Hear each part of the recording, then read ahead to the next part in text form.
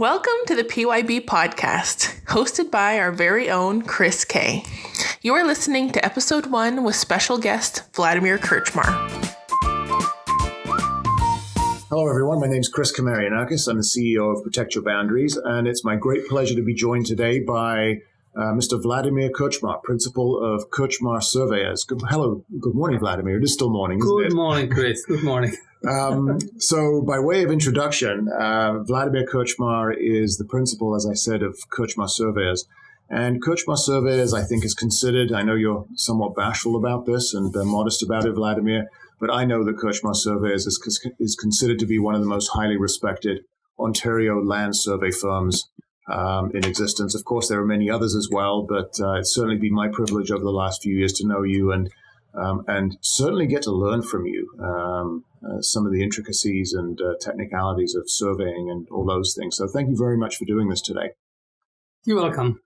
So the reason why I wanted to ask you to join me on this podcast is that over the last 5 years, I've benefited greatly from our conversations. And every time I've had a question about boundaries and surveys and how it works and how it relates, you have such an elegant way of explaining things, and I've learned so much from you. So I wanted to see if we could take some of that wisdom and benefit and pass it on to some of our listeners. So with that in mind, I wanted to start off at the highest level and ask you in your words to just describe for me and for us, what is a surveyor and what role do surveyors play? Well, OLS's Ontario Land Surveyor is a professional, university graduated and trained and licensed by the Association of Ontario Land Surveyor to practice land surveying in Ontario. Any OLS, Ontario Land Surveyor, must be in good standing with the Association of Ontario Land Surveyors, otherwise it does not have right to perform the boundary surveys. Also, no other professionals are allowed by laws of Ontario to practice surveying in Ontario. Well, what is the role of the surveyor?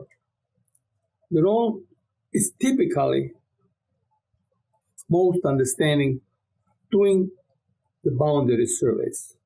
They provide various land surveying services for the public, you would say for individual owners, and the other professionals like architects, engineers, builders, etc. They also survey oil fields, and they're part of mining industry as well. Just to mentioning a few. I guess bottom line is when you need a boundary figured out, the only professional who can do that for you is a surveyor. And I think that comes into play with homeowners when they get architectural drawings or drawings that come from planners, planning drawings, and they all look similar to people who don't really know what these different documents look like. It's so important to recognize that only a land surveyor, an OLS, can determine and provide an opinion on what a boundary is. So architectural drawings, don't use them. Planning drawings, engineering drawings, don't use them. Make sure it's a survey that you're using. That is correct. Last week, one of our OLS's students come to me and asked me almost the same question. He said, what is the majority of our day-to-day survey work? Well, every single survey job starts with the boundary survey.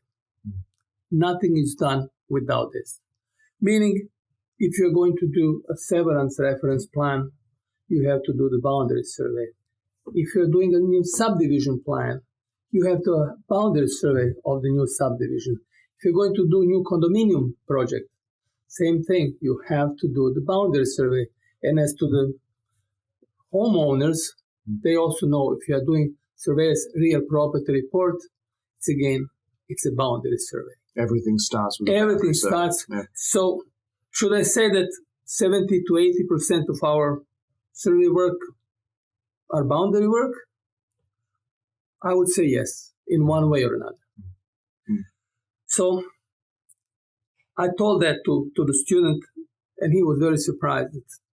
So large percentage of our work is tied up to boundary surveys. And then how you use that for the various clients or end uses that are required is determined by what the nature of the job or the work or the project is. But it all starts with the research and the understanding of where are those boundaries. Yes, that is correct. So boundary surveys or resurveys of boundaries is the job our survey crews perform daily.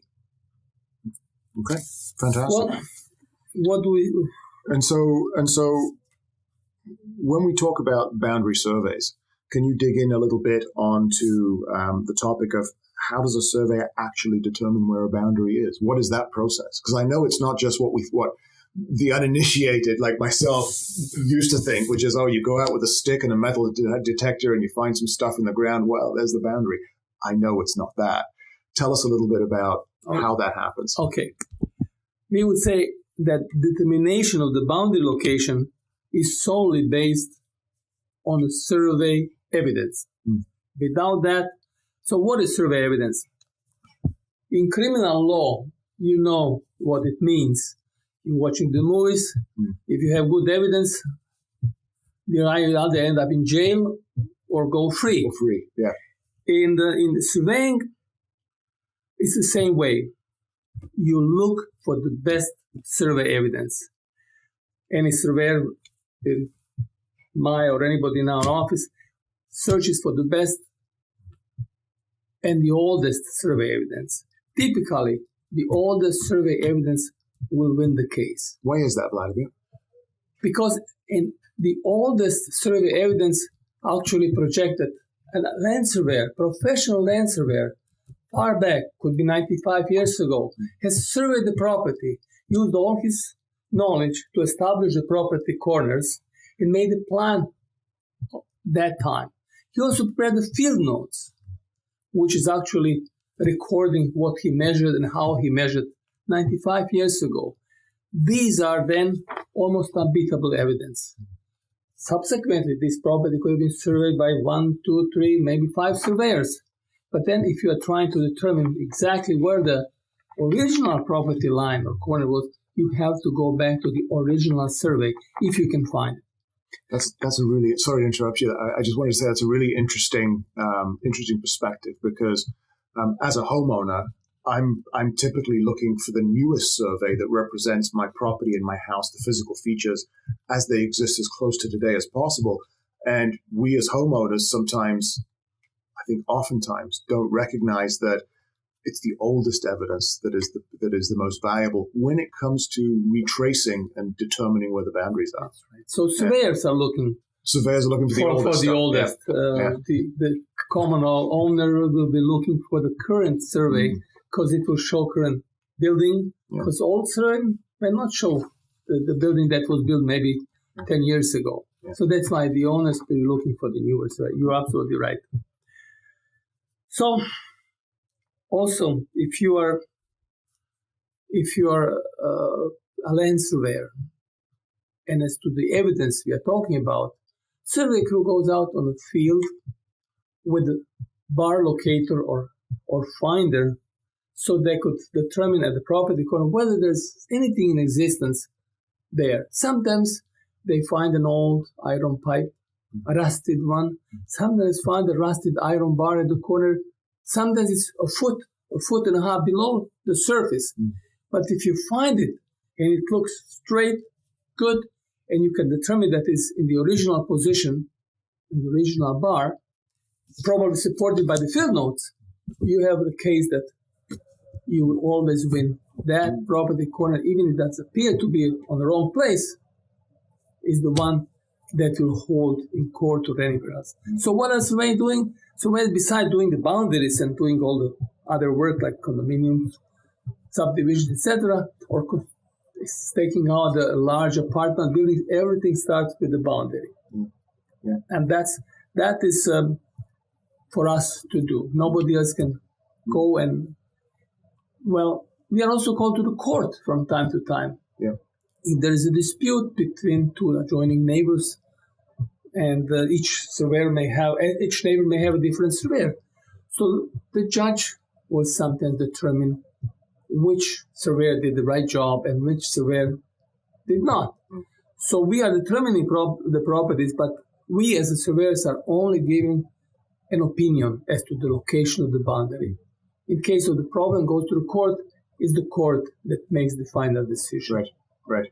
Anyway, that much about the surveying and boundaries. But can we just before we move on to the next topic, I just want to dig in a little bit to the research side. When you talked about a surveyor, an OLS is going to do research, boundary research.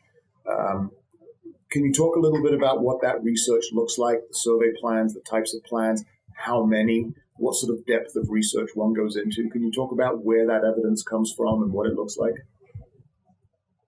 Yes, we are talking about survey evidence. This is the key. Survey plans, you mean? Survey evidence. So okay. let's talk about survey evidence.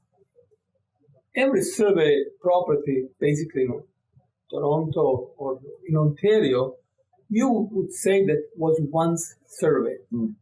Somehow, and some of these properties are surveyed maybe 10 times.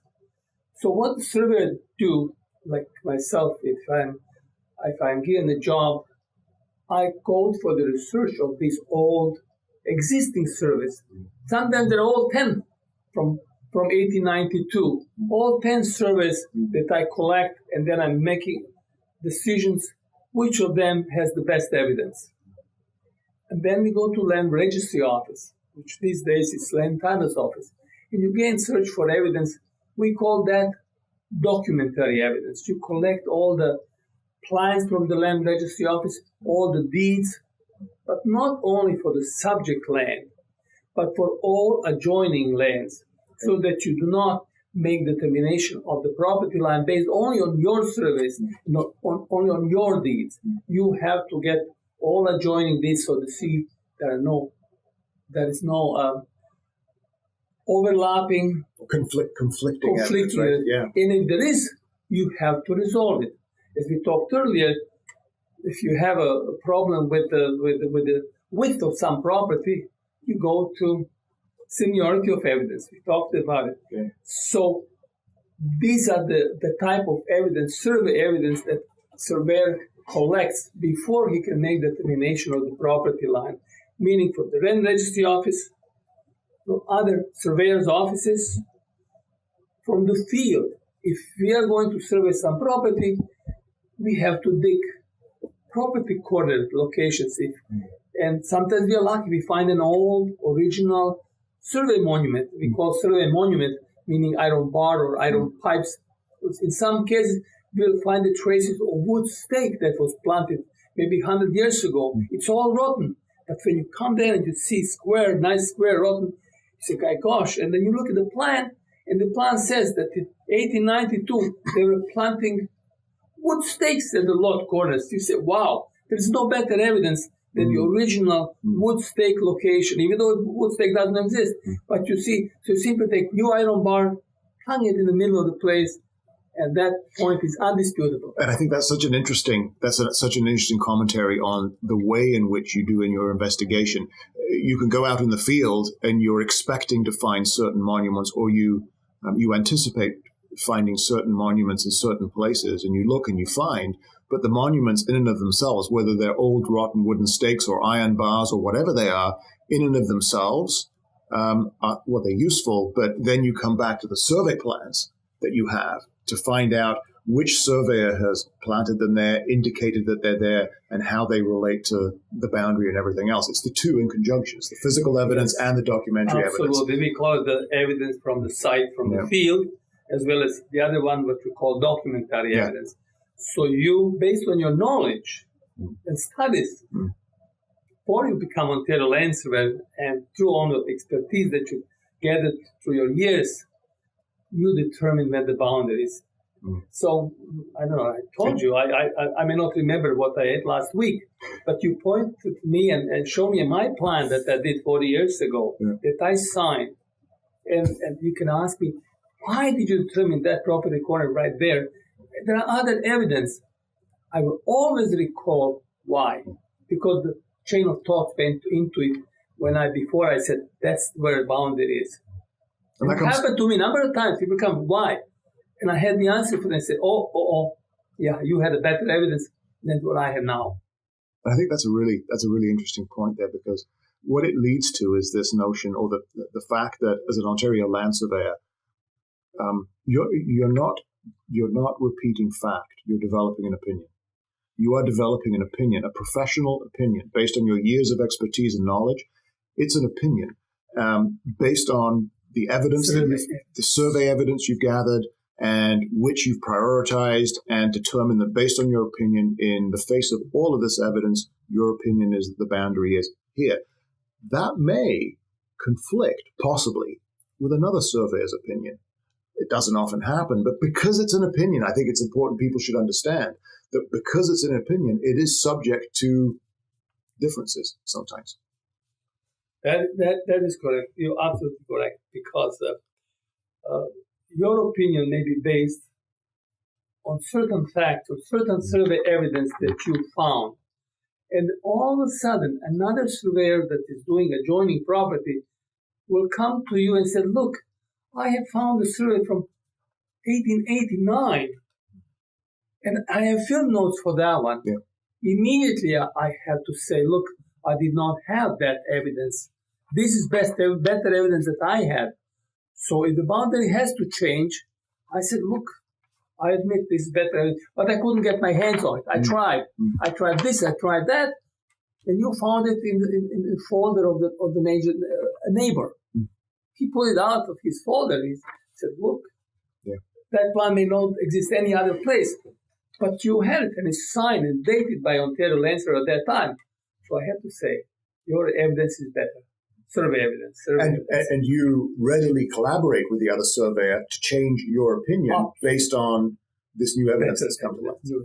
New, better evidence. And so one of the things that I also find really interesting, Vladimir, that you taught me is that the way in which evidence is prioritized in terms of its importance, it isn't haphazard.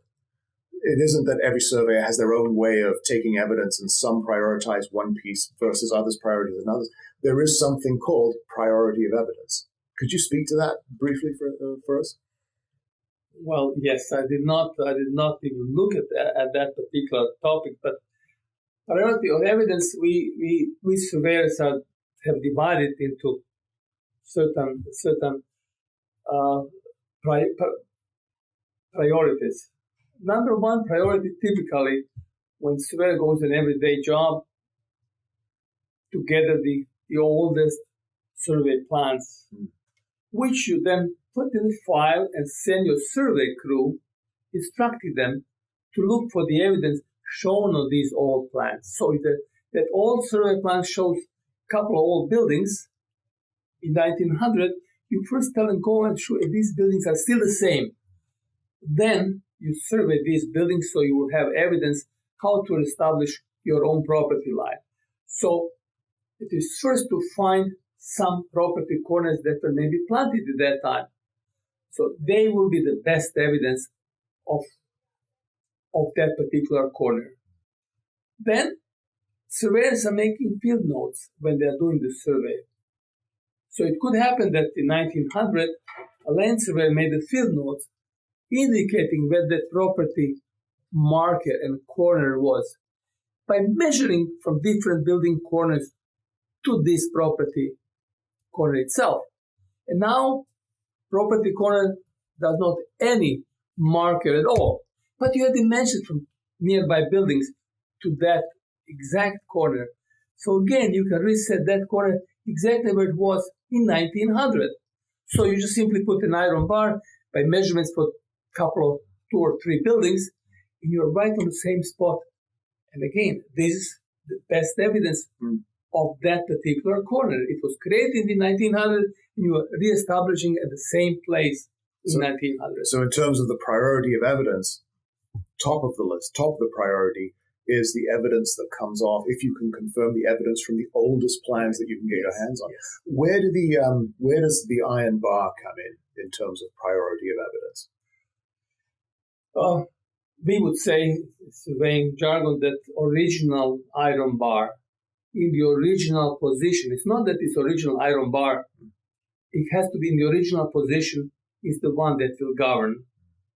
Meaning that if you are doing severance, or you did severance some years back, and you find these bars that were used by the surveyor to put these severance lines in place, even if the surveyor put one of these bars slightly wrong, that original bar, even wrong, will be the best evidence of the line. It gets complicated, doesn't It's it? getting complicated because the plan may show 50 feet and you find an iron bar, old bar, in the original position is being at 49 feet. Yeah. So you say, why? But the bar was put by surveyor on the wrong place for a foot.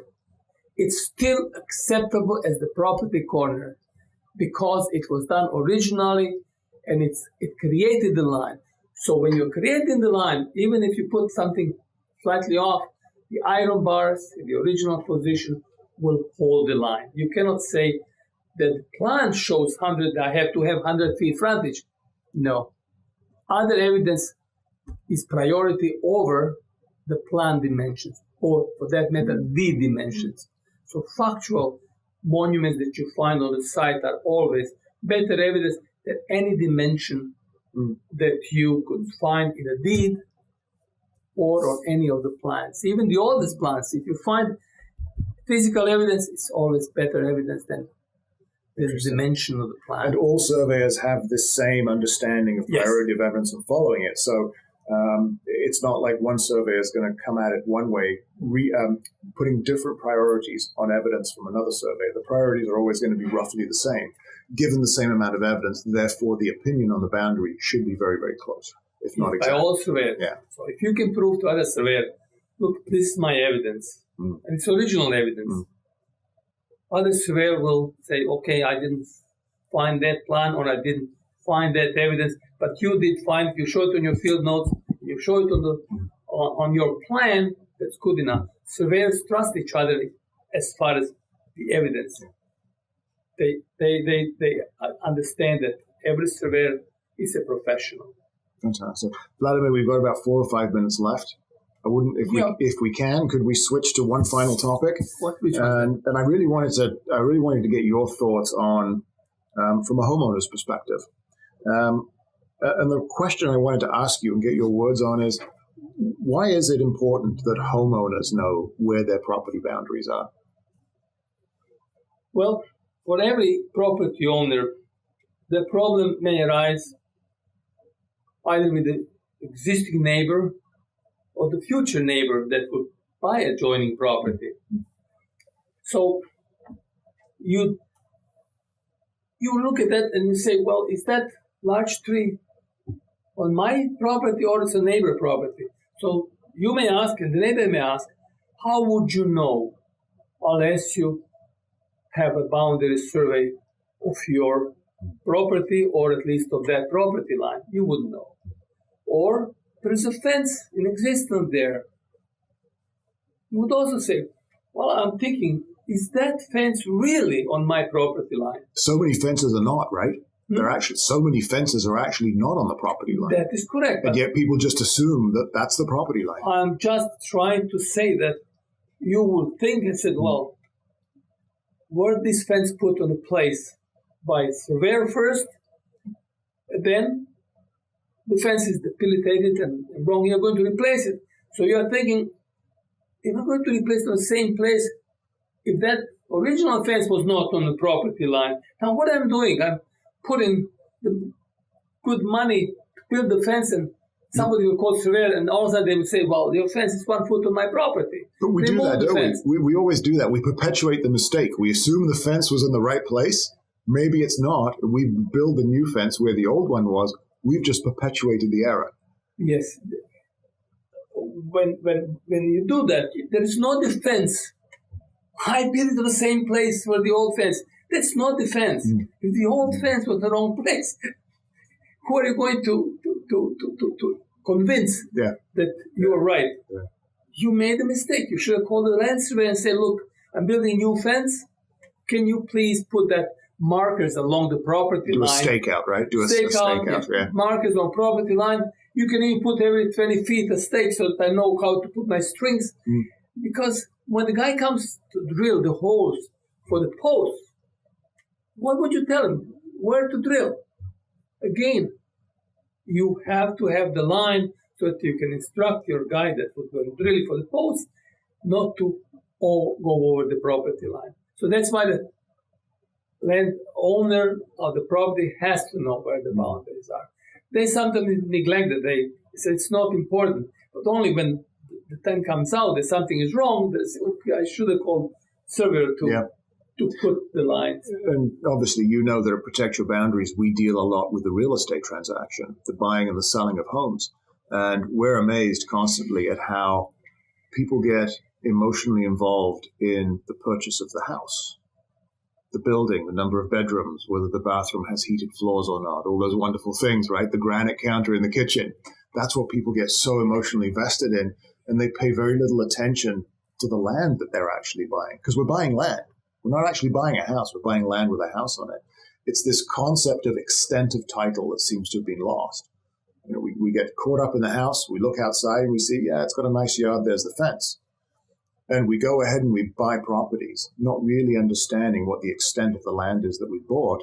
And it's exactly as you said, until something wrong happens, something bad happens, whether it's a neighbor, an existing neighbor or a new neighbor arguing with us over where the fence is, or easements is another one, right? Misuse or misunderstanding of easements. True. Comparing the price of the survey work to make the property lines visible, understand where they are, to the price of average home in Toronto, it's mind-boggling, right? I read last year they said the average price was about $900,000 in Toronto, and the survey to make the new up-to-date survey must cost you $3,000-$4,000, comparing one with another. But people don't think that way. As you said, they're looking at the beautiful house, but the garden, the rooms, and for the boundary, yeah, there's a fence or there's a tree line.